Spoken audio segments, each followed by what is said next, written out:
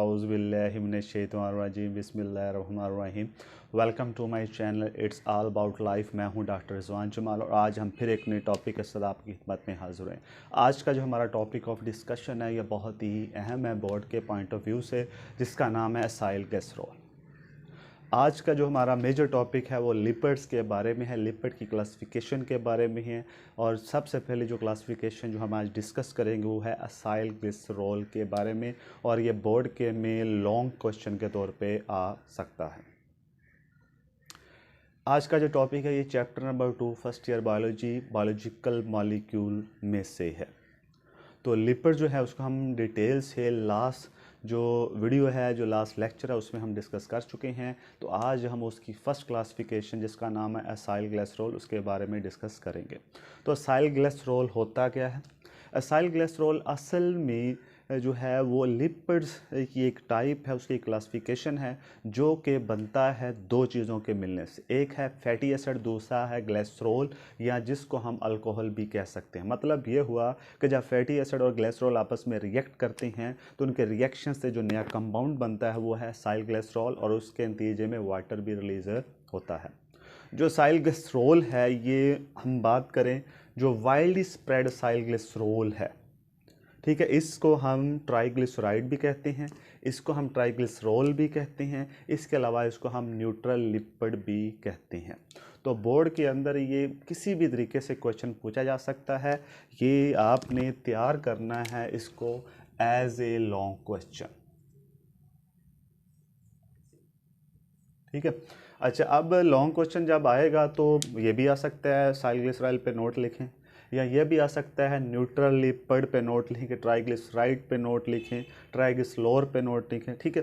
तो किसी भी तरीके से ये सवाल आ सकता है, तो इसलिए आपने हर चीज़ को माइंड में रखना है कि असाइल ग्लिसरॉल के दूसरे कौन कौन से नेम से उसको पुकारा जाता है, और उस तरीके से भी जो है वो बोर्ड के अंदर लॉन्ग क्वेश्चन आ सकता है। अब ट्राइग्लिसरॉल जो है या असाइल ग्लिसरॉल है क्या? ये असल में एक एस्टर है जो कि ईस्टर है जो कि बनता है किसके दरमियान? मैंने पहले भी बताया, फैटी एसिड और अल्कोहल के दरमियान में। यानी फैटी एसिड और अल्कोहल जब आपस में रिएक्ट करेंगे तो उसके नतीजे में फैटी एसिड और अल्कोहल आपस में जुड़ जाएंगे, और जुड़ के जो नया मॉलिक्यूल बनाएंगे वो होगा असाइल ग्लिसरॉल। लेकिन अब जो फैटी एसिड का पोर्शन है और अल्कोहल का पोर्शन जिस बॉन्ड के ज़रिए आपस में जुड़ेंगे उस बॉन्ड को हम ईस्टर बॉन्ड कहते हैं, ठीक है। अब इसमें हम कंपैरिजन करके आपको इक्वेशन के ज़रिए पे आपको बताते हैं कि जब फैटी एसिड और अल्कोहल आपस में मिलते हैं तो उसके नतीजे में जो नया कंपाउंड बनता है वो तो ईस्टर बनता है, या हम इसको ट्राइग्लिसरॉल भी कह सकते हैं, और नतीजे में क्या रिलीज़ होता है? वाटर मॉलिक्यूल रिलीज़ होता है। तो आप देख सकते हैं C2H5OH ये एक अल्कोहल है, CH3COOH ये एक एस्टिक एसिड है यानी फैटी एसिड है, और इस तरीके से जब आपस में रिएक्ट करेंगे तो नया जो कंपाउंड बन रहा है वो है एन ईस्टर। अब ईस्टर क्या होगा? C2H5OCOCH3, ठीक है। यानी कि ये डबल ओ जो आता है और ये सी वाला जो है C2H5OCOCH3 प्लस H2O।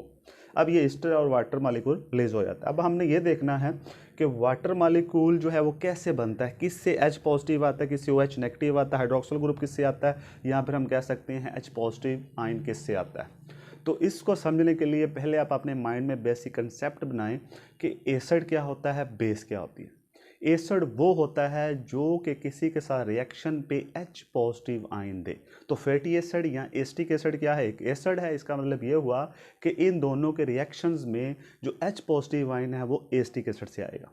दूसरे नंबर पे बेस क्या है? जो कि केमिकल रिएक्शन में OH नेगेटिव यानी हाइड्रोक्सिल ग्रुप दे, तो इसका मतलब जो अल्कोहल है वो एक बेस है और वो OH नेगेटिव देगा।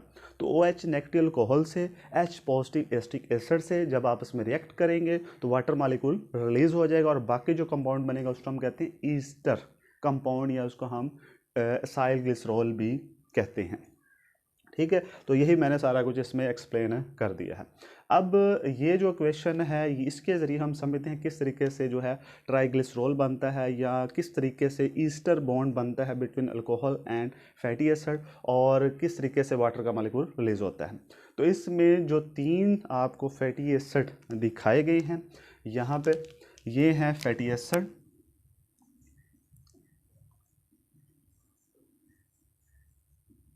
ठीक है, ये 3 फैटी एसिड हैं। एक ये वाला ग्रीन जो मैंने बनाया हुआ है, आर जनरल फार्मूला है इसका फैटी एसिड का। इसमें हम कोई भी CH3 CH3 CH2 कुछ भी लगा सकते हैं, जितने हमारे नंबर ऑफ कार्बन इंक्रीज कर दें। ये इसका फंक्शनल ग्रुप है और इसका OH लगा हुआ है। इस तरीके से दूसरा फैटी एसिड, इस तरीके से तीसरा फैटी एसिड। उसके बाद ये आती है अल्कोहल। अल्कोहल जो है इसमें कार्बन 3 है, ठीक है। तो इस तरीके से ये जो सारी है वो एक अल्कोहल है। तो अब 3 फैटी एसिड जब एक अल्कोहल से रिएक्ट करेंगे, तो मैंने बताया था कि जो अल्कोहल है वो होती है बेस। अब जो बेस है वो हमेशा OH नेगेटिव देगी। तो आप देख सकते हैं कि ये एसिड था, इससे हम H ले रहे हैं, और जो अल्कोहल है उससे हम OH ले रहे हैं। तो इससे H और OH आपस में रिएक्ट करेंगे। इस तरीके से दूसरे में भी रिएक्ट करेंगे, इस तरीके से तीसरे में भी रिएक्ट करेंगे। जब ये रिएक्ट करेंगे तो ये OH और H पॉजिटिव आयन मिल के वाटर का मालिक्यूल रिलीज कर देंगे। इसका मतलब ये एक वाटर का मालिक्यूल, दूसरा वाटर का मालिक्यूल और तीसरा वाटर का मालिक्यूल। तो 3 वाटर के मालिक्यूल ये आप देख सकते हैं रिलीज हो चुके हैं।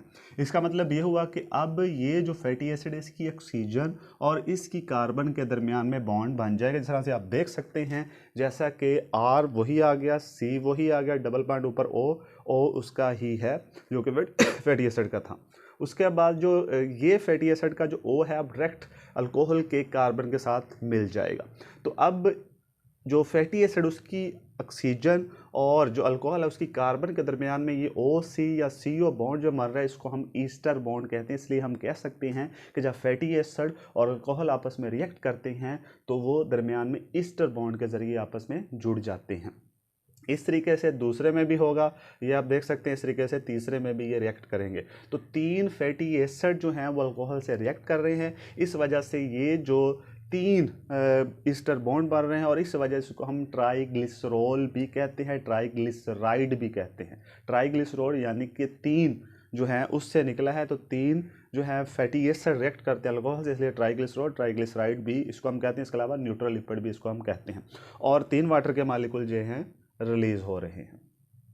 अब जो फैटी एसिड है इसकी अगर हम बात करें तो फैटी एसिड जो है उसमें कितने नंबर ऑफ कार्बन हो सकते हैं। तो फैटी एसिड में जो कार्बन नंबर है वो मोस्टली इवन ही होते हैं, और कितने से लेकर 2 से लेकर 30 तक।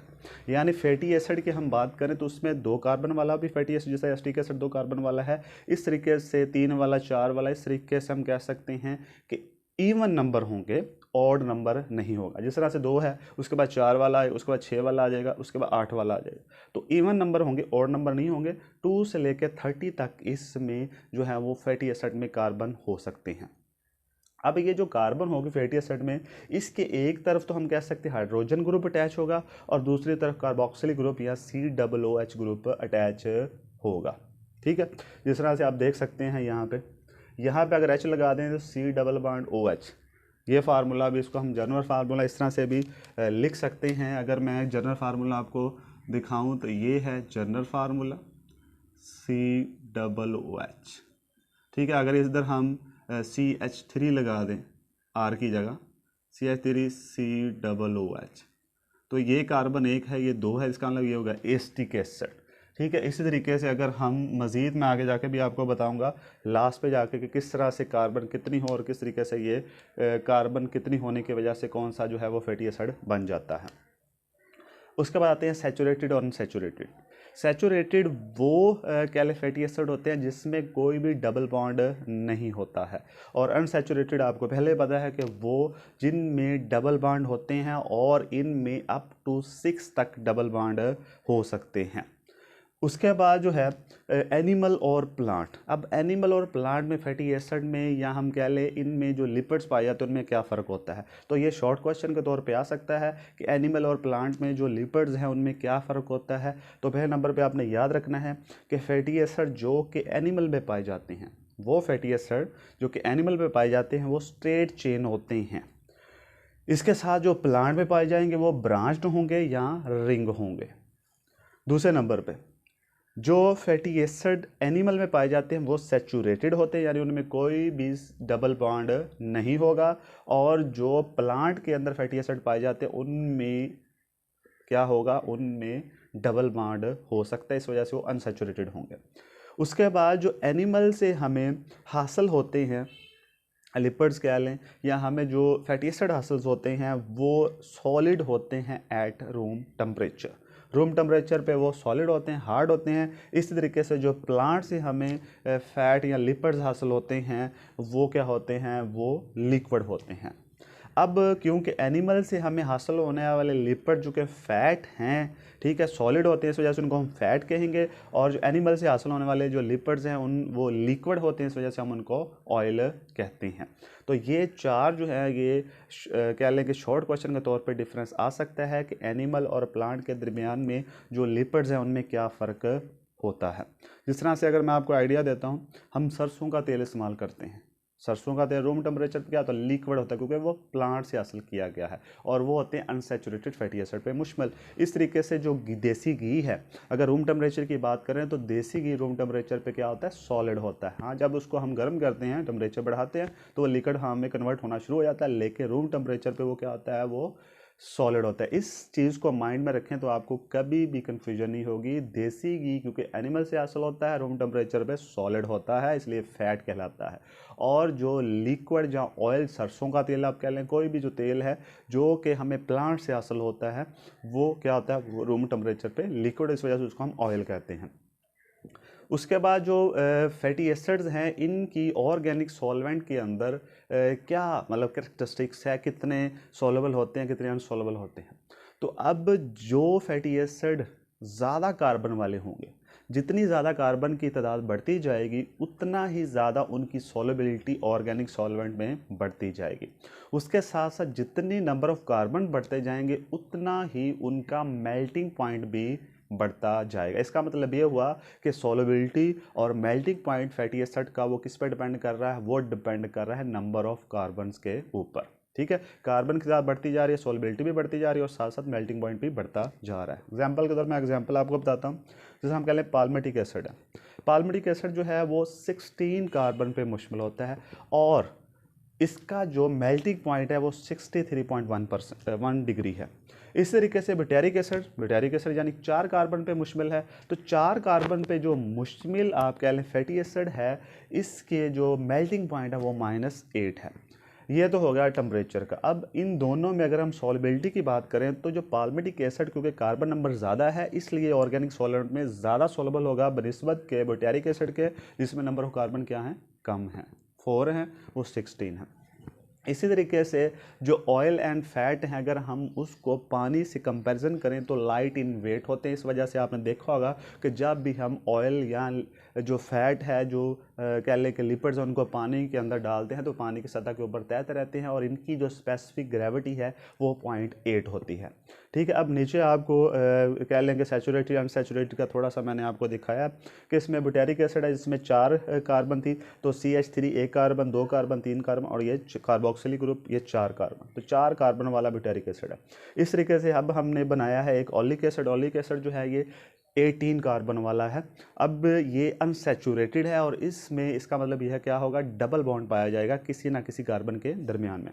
तो आप देख सकते हैं CH3 CH2 CH2, इस तरीके से ये CH2 है, लेकिन जो 9 और 10 कार्बन नंबर है उसके दरमियान में डबल बॉन्ड और इस तरीके से फिर आगे जो है वो सिंगल बॉन्ड पाया जाता है। तो याद रखना है oleic acid unsaturated fatty acid है। ये एग्जांपल के तौर पे ये MCQs में आ सकता है कि कोई अनसैचुरेटेड फैटी एसिड का नाम बताएं, उसका फार्मूला लिखें। तो ऑलिक एसिड जो है वो अनसैचुरेटेड है, उसमें कार्बन नंबर 9 और 10 के दरमियान में डबल बॉन्ड पाया जाता है।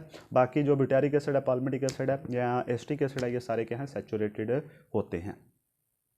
तो मैं उम्मीद करता हूँ आज का लेक्चर आपको समझ आ गया होगा। इंशाल्लाह नेक्स्ट वीडियो में फिर एक नए टॉपिक के साथ आपकी खिदमत में हाजिर होंगे। तो नेक्स्ट वीडियो तक मुझे इजाज़त दीजिए। अल्लाह हाफिज़।